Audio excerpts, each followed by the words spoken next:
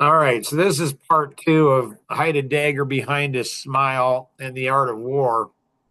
Um, so Alan Petlin went ahead and said that you marry the parent that you didn't go ahead and connect with. Because, this book says, because you have open issues with that parent.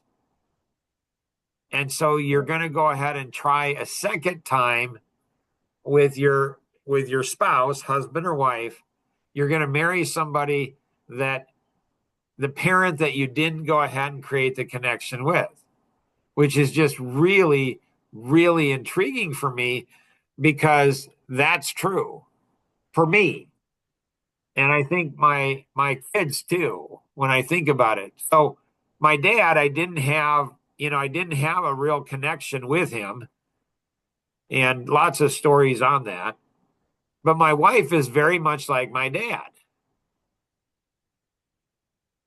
As a matter of fact, I've said to her many times, so 40 years of marriage, I've said to her many times, you're just like my dad.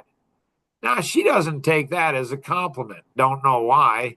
Um, so, Ben, anything else you'd like to accomplish today? Still have yet to accomplish what I asked. So, because you don't have children, you're just Mm. clueless. Do you understand that? I am aware, but I feel like that's the more clueless I get, the closer I get to being your favorite son. So, um,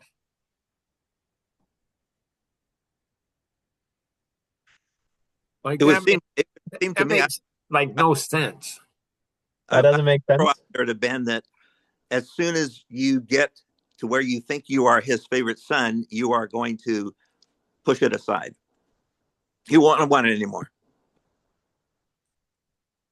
See, this is where Don's a freaking genius. He understands better than my own son does about what do we want more than anything else. Put a toddler in the room, 1,000 other toys, one other toddler. They want what the other toddler has. I don't So, know. Tim seems pretty sufficed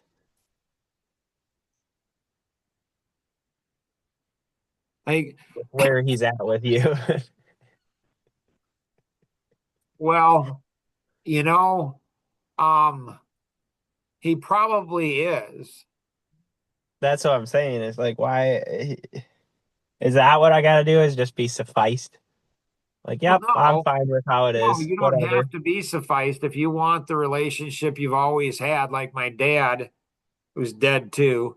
He went ahead and thumped me on the chest like a few weeks before, before he died. And he's like, Mark, you're never going to stop driving, are you? I'm like, excuse. And my dad was not a violent person. Like, I don't remember, he was not an angry person, at least not on the outside. Like, he wasn't yelling, screaming, getting upset, never hit anything out of anger. Like, he wasn't an angry person. Um, and And I think he emotionally abused me once in my whole life. And Only once. I think I think so. I'm nailing it then. Oh, one of the greatest, one of Don's favorite friends, Paul Weiner. Uh, Uh-huh. like like one of Don's favorite friends is Paul Weiner. Another great friend of mine I've known for I don't know 25, 30 years, about the same time I have Don. Um, you know, but Paul went ahead and said that he thinks my dad was more abusive to me than Paul's dad was abusive to him. And I'm like, really? Well, that probably explains a lot. I don't know. Probably because you never were able to be a father, the favorite child, and so that screwed with your head forever, even after he died. And I couldn't imagine that happening to someone else. So That would be really there's traumatic. this there were two men's groups I was part of. Ben doesn't do that kind of stuff and going to church and being part of men's groups, but I was. I'm not saying he should. I'm not saying he shouldn't. I'm just saying I was. They I didn't did go know. with you for like 4 years. I don't remember you being part of those two. Anyways, So, so both of those men's groups said to me, Mark, we don't think you have the relationship you could or you should with your father. And and so I'm like, oh, okay. So I go ahead and go over to my dad's. He just lived like 3 minutes away from me. And so Ben thinks he did a lot for my dad. Based on the other nieces and nephews, he did. Like he did way, way more than the others did. Um, I don't know that Maybe I was I know craving what my someone else's attention since I wasn't being the favorite child. Maybe I could get it from my grandpa. did that work for you. I think grandpa liked me quite a bit. I think he did. He had a weird way of showing it though. Or better put, he had a weird way of not showing it. Like, really? Well, yeah, after he died, it's just like, that's another worrisome is that I, put all this effort in and feel like I'm there for you more than anyone else. And out of all the siblings, I feel like it's like I'm a call away, and then it's like they die, and then I get screwed, and then everyone else just like, whatever, he So, died, so cool. Ben, where are you in the pecking order of the 7 kids? He's number 6 of 7. Ah, and Jonathan was number 7. No, Tim was number 7. That's the one Ben is jealous of. Yeah. Um, Jonathan was number Oh, so 2. him. Jonathan was number 2 of 7. Okay, I get it. Okay, and Jonathan was what? Which one? Number 2 of 7. Okay. So Jonathan was the oldest boy, and then he was really close to Ben and Tim, and there were like a 10-year, 11-year difference between them.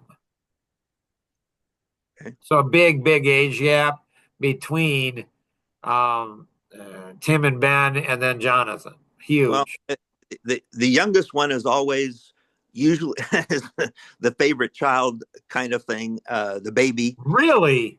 Yeah. Holy cow. There's a And, verse and, in the and the Bible. and the oldest, generally speaking, is the most responsible, at least in their head, because they're the ones out there having to bring back the that the what it was the word I'm They're looking for. having to clean up after the younger kids and always be there for them and be the responsible one. Yeah, of which, because I'm the oldest of the oldest kind of thing, and so I understand how, at least from my vantage point, how that went. And my dad sounds to me more like your dad, Mark, in the sense that I never, in fact, with both my parents, I never saw them arguing. And I used to think when I was younger that was a good thing, but as I got older, I thought not so much, because I didn't get to learn how, when there's strife and bad blood going on or whatever, how to deal with it correctly, because I never saw any outward signs of it. So So this is interesting. Let me close the loop with my dad, and then we can swing back to the other loop that Don opened up, because it's a really cool loop.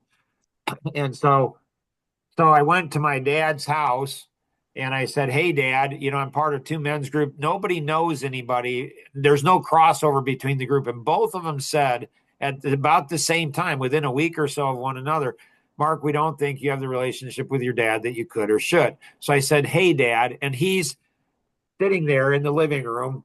He's sitting there in the living room. And then my mom's right beside him, 50 years married.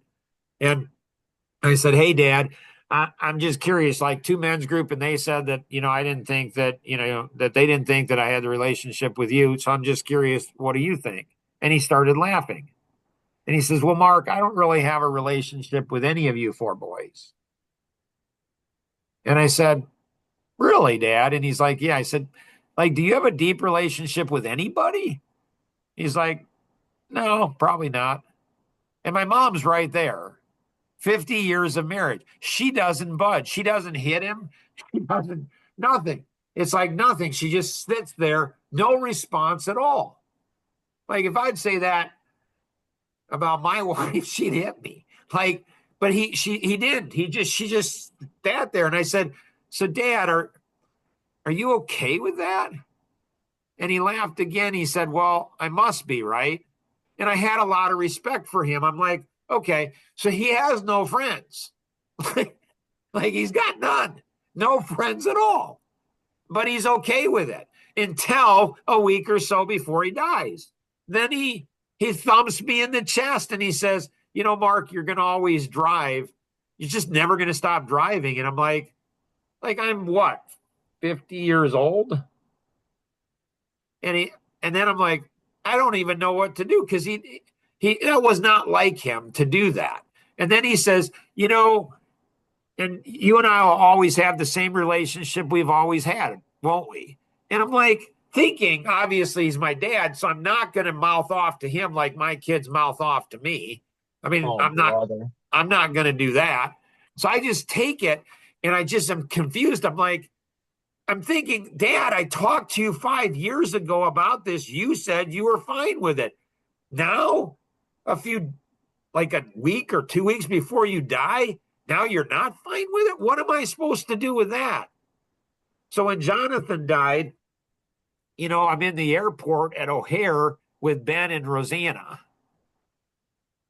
going out to get Tim, because Tim was in the room when he died, like 5 feet away. Gunshot to the head, rifle shot to the head. Put that in your imagery.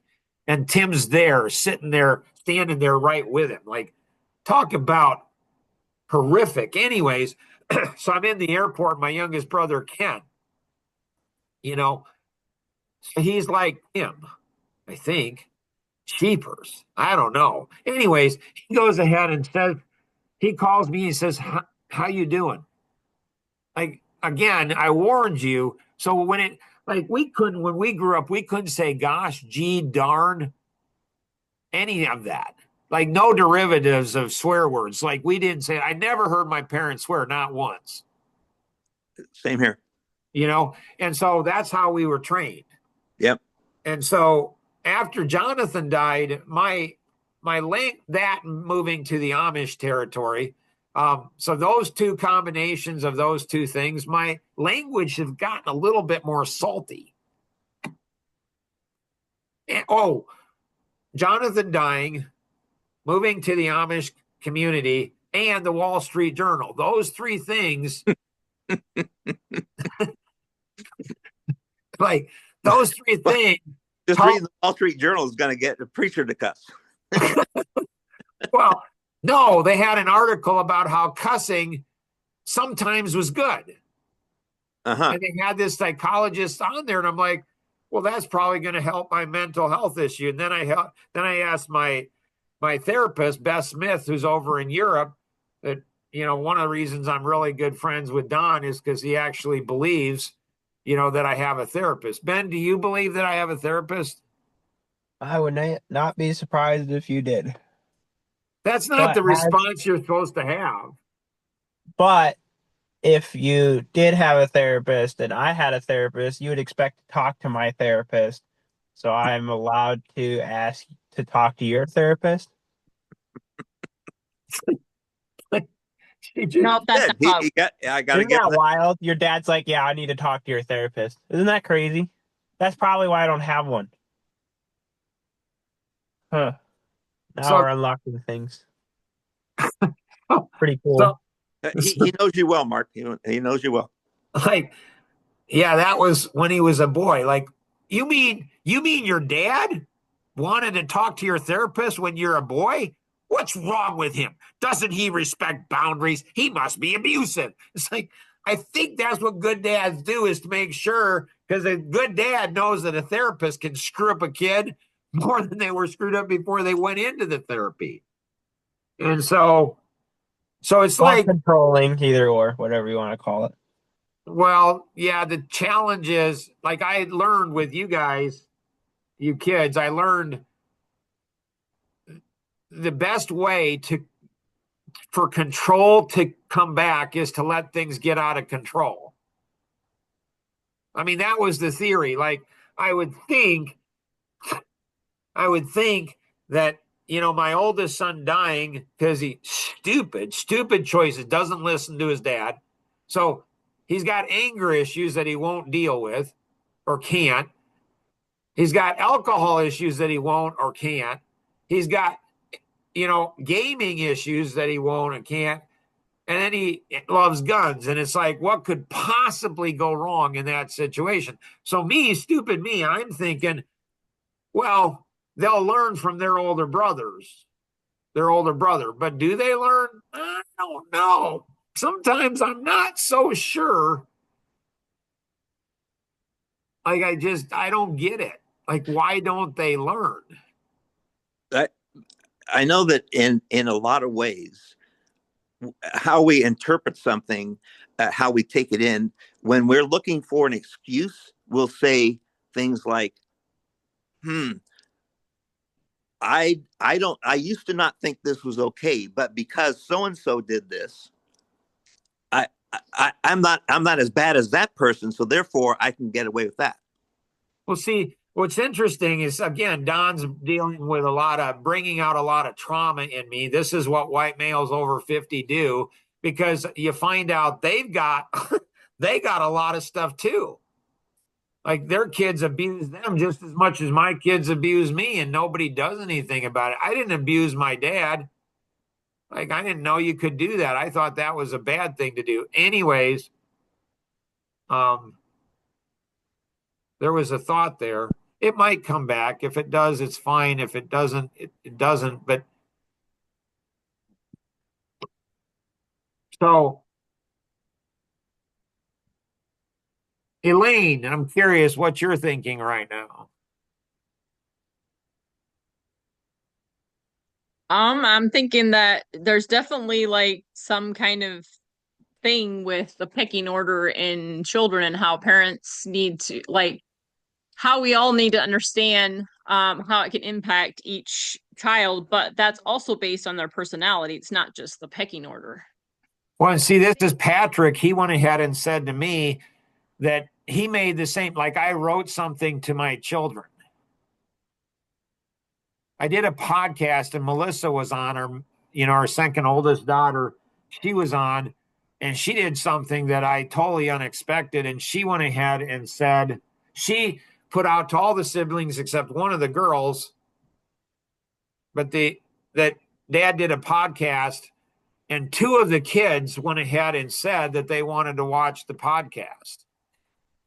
Anyone want to guess which two?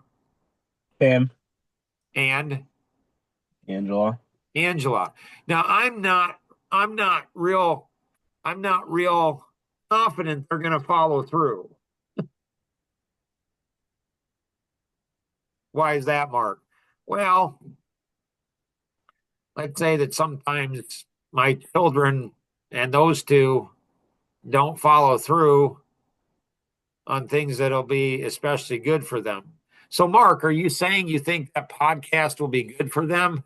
And I'm 90% of the podcast that you tell us is like, oh, this is a really, really good podcast to listen to. And then we listen to it, and then it's just like, well, I've heard that story 1,000 times. Given we're probably not getting to the core issue and actually listening properly. Don, are your kids as stupid as mine or not? I'm not going to say which ones. Okay, that's probably a smarter thing. Yeah. And so Patrick said that he went ahead. So I wrote something to my children. I'm like, what if Tim and Angela do watch that podcast? Then you're going to reward them with money. And that's probably why they do it. It's interesting, Ben's perspective. I guess Ben probably thinks that I treat. So Patrick says the mistake he made as a dad is he treated all of his kids equally, or he tried to. The same. He was the same dad, all 6 of his kids. He has 5 boys and 1 girl. And I was a little surprised by that, because I realized that every one of my children needed a different dad. He didn't realize that. He thought they all needed the same dad. So what dad do you think that you were more closest to being for the child? No, I'm a different dad for every one of my children. Oh, oh, I'm seeking to be the the exact dad that Ben needs.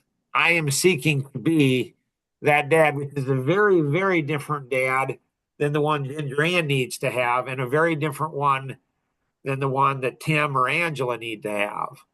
And this is where Ben doesn't understand because he's never had kids, but he thinks he thinks he understands stories, but he doesn't. He thinks he understands me, but he doesn't. When he hears something, he's not like smart like Tom Kuntz is, where Tom will hear me say something 100 times, and every time Tom hears me say it, he tries to listen in a little different way. But Ben hasn't learned how to do that yet. He just, I understand what Dad's saying. It's like, no, actually, you don't. You don't understand. The the the thing that is interesting, I think, is we all understand the word that, I love you. I love this person. I love my spouse. I love my kids. I don't Whatever. understand that. What's that? I don't understand that. When you say we all understand it, I don't. No. What I'm saying is we, from a academic standpoint, we understand what the word love means, but there is a whole different level of love that you, in no way, shape, or form, can have empathy with, can feel and know what it is until you have a child of your own. Period. Once you have a child of your own, your understanding of love is expanded 10x, easy, and it is to all people. It's amazing what creating that being that's of you, what that brings into your life and your awareness that you thought you were aware of before. Well, I've got cousins, I've got parents, I've got siblings, all those things, and so you understand that what love is. No, you don't. yeah.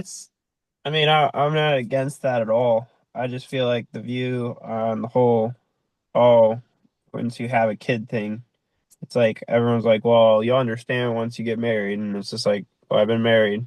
I don't know. Again, I'm not 50 years of being married or whatever, but it's like they continuing to say that, where it's just like, oh, well, you don't know how it is until they're teenagers, or you don't know how it is till they have kids of their own, or you see what I'm saying? It's like always like, oh, the next step. You'll never have It enough.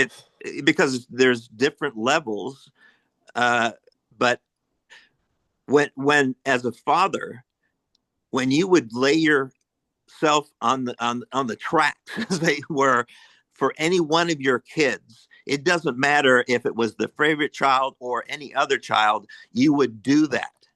That is a level of love that is you're not aware of until you have your own child. This is something that Ben is intriguing because Ben, he was a firefighter for a little while, and so he was willing to put for the his that life that's on line. right. Like he was willing to die for somebody he didn't even know. That's what I'm Still saying. kind of a Ben, case. I don't know if it's a thank you mental very much issue or for not. taking that job on. That's huge. Elaine, any other thoughts you have? I can definitely say I have a new perspective after I've had kids, Ben, than what I did before I had kids, but maybe that's Right. just different No, I'm people not too. arguing against that at all. I can see how it definitely creates a new perspective and changes your life forever, and I get that. But like, there's Yes also and like no. a scenario where it's like you get in a car crash, and then it's like that changed my life forever, and it's just like, and then there's the next thing where it's like you'll change your life forever when you turn 50 years old.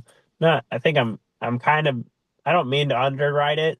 It's just that I feel like at least a lot of my brother-in-laws have had kids and have had that scenario, and then dad still continues to look down on them, So is it looking down? expecting more, probably more Right, of because their them. wife and kids aren't going to expect more. Like you don't expect more from me now than you've ever expected before. You don't do that. So their wives and their kids, they're not going to expect more. They don't have to go ahead and do that. Once they've arrived and they're good. So you know what? Everything's good. Right? No, it's not necessarily with that. With them, it's just like I feel like I feel like almost like tapping you on the chest, Dad. I'm like, when are we just gonna be like, Right. When are we going to be enough? When can I sit back and enjoy life and just go with ahead and just like enjoy with the life? When is that last going to happen, Ben? Right? with my dad, you know? Right. Like not overall in life in general. It's just like why can't we just like, you know, I'll tell you why. Do you want to know, or you just like your mom and sisters who ask questions and don't really want to know any answers? So I'm fine with you not wanting to know answers as long as you understand I'm asking questions, but I don't want to know the answer. I'm fine. well, I didn't say that, but go ahead. Well, well, again, if you ask a question and you Uh-huh. don't wait for the answer, Got it. then you are saying, I'm not interested in the answer. You are saying that. So just so you're clear, you know, you're a man. A woman, I'll Right. let go. I'll let a woman get your mom and girls and your nieces who are little. I'll let them because they're girls. But you're a man. Like, be a man and Right. realize if I'm asking a question and I don't pause for the response, then I am saying, my words are saying, I don't want to know the answer. So, Right. so just be a man and man up and say, be honest. Okay. I could say something that would be in defense of Ben's approach. I'm sure that will go really well.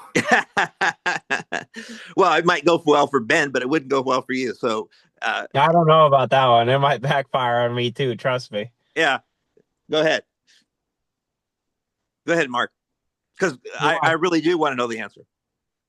On why, like, I'm never satisfied. I'm not, where I'm always happy and other people around me are miserable and they think I'm the one that's unhappy when they're the ones miserable. What with the exception of your red face part. That okay? I'll agree with you on that. What do you mean by that? Except for the time that you did the red face, then you weren't happy. Why do you say that? Well, that was my perception. Or actually, Oh, so you're like my son Ben. is to Oh, bring Your God. is perception to and my wife and my daughters, where your perception is reality. I get it. It's okay. no. It's Here, okay. here's what I will say is I was trying to bring a little levity into this part of the conversation. It was a little crack in the wall there. That's all. Oh, you're No, like that's my wife. that's just dad. That's just dad. He just does that once in a while. It's not a big deal. It's not a change in level. It's pretty much the same level. It's just heightened I voice. The actually voice is am the being. only thing that changed. It's not the anger or anything. It's just the voice. It's not a level of different. It's not him being more upset. It's just literally just So volume. so what you're saying is always upset then. He's kind of Yeah, he's always just kind of like, yeah. he could be. You get I, scared when he starts not talking or he starts being real low on the voice. That's when he does that. It's almost just like cool. We're getting somewhere yeah. because it's so funny how he does that though. It's I, just I, like, I'm and liking this Ben guy. I'm liking this Ben guy, Mark. Well, I like that you like him because in many ways he's very similar to you. I don't doubt it. That's probably because you know what we like those that are like us, and we fall in love with those that are opposite us. That's the old saying, but it hangs that's true. what it is. That's what it is. I get it. So I don't know. We've got 2 or 3 minutes left here. Um, I've got to tell you about the hide a dagger behind the smile thing. early on in my career, uh, I worked with a guy that he was absolutely good, and what I didn't realize was in the beginning that you've got to be really careful with some of the suggestions that he would make, and that was when you. I was in insurance and investment sales, and I'd be at somebody's home, and they'd say something like, for example, we'd say, so if I could save you, if I could give you more insurance for less cost, without making any kind of change, is that something you'd be interested in? And of course, the automatic response for most people is no, or they don't want to commit. And so I would look at them, and this is, you have to be really careful on this, and say, you know, if I wish you could have been on this side of your face and looked how stupid you sounded in saying that. Of course, you have to have a smile, and you have to have with a snicker and all those kind of things. And it was one of those abrupt. Nobody would ever say that to somebody, but when you got a smile on your face, you can get away with it. And actually, that would turn it into, I would get more contracts because why? Because I woke them up to the fact that they were saying something pretty silly. Hey, Mark, did you write that down? We need that for the Action Vision people that don't go on Action Vision. Do you think that would work? Well, Don, he's like Ben. So he's been on Action Vision, I don't know, 3-4 times. So he's learned everything he can possibly learn. There's nothing more he can learn from it. And so Like Ben. I'm not getting sucked into that one, Mark. No way.